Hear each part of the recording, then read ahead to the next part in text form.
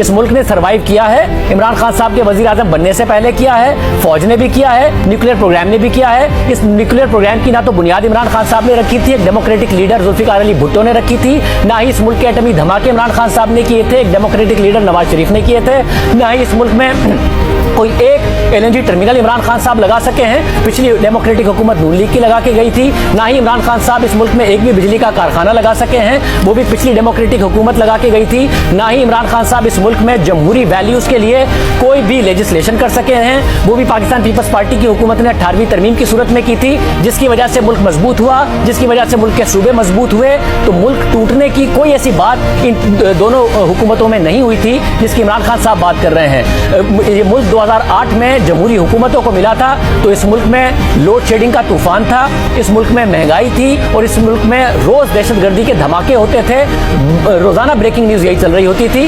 2018 में इमरान खान साहब को जो मुल्क मिला था उसमें लोड शेडिंग नहीं थी, उसमें गैस का बहरान नहीं था, उसमें दहशतगर्दी नहीं थी। अब जब इमरान खान साहब छोड़ के गए हैं तो हमें नजर आ रहा है कि 124 रुपया मिला था डॉलर, उन्हें 185 190 का छोड़ के गए हैं। 24,000 का कर्जा मिला था, 43,000 रुपए का कर्जा छोड़ के गए हैं। इसी के साथ जो मुल्क में लोड शेडिंग थी वो दोबारा हो गई है। कोई एलएनजी का टर्मिनल नहीं लगा सके। वो कहते हैं रूस से मैंने तेल खरीदना था, रूस से गैस पाइपलाइन नहीं बिछा सके। कौन सा ऐसा मुआहदा है, कौन सा ऐसा डॉक्यूमेंट मौजूद है? रूस की तरफ से क्यों नहीं कहा जा रहा कि इमरान खान तो हमसे मुआहदा करके चले गए थे और मौजूदा हुकूमत जो है उसकी पासदारी नहीं कर रही है? तो इमरान खान साहब एक झूठ पर मबनी बयानियां बना रहे हैं। उस झूठ पर मबनी बयानिए में वो ना नेशनल इंटरेस्ट का ख्याल कर रहे हैं, ना मुल्क की जमहूरियत का ख्याल कर रहे हैं। वो चाहते हैं कि फौज किसी भी तरीके से मुझे इक़्तिदार में लेके आए, अगर नहीं लाओगे तो तुम तबाह हो जाओगे, क्योंकि मुल्क तबाह हो जाएगा, क्योंकि रुपया गिर जाएगा, उससे महंगाई आएगी, उससे मुल्क में 3 टुकड़े हो जाएगा और हमारा न्यूक्लियर प्रोग्राम लिया जाएगा।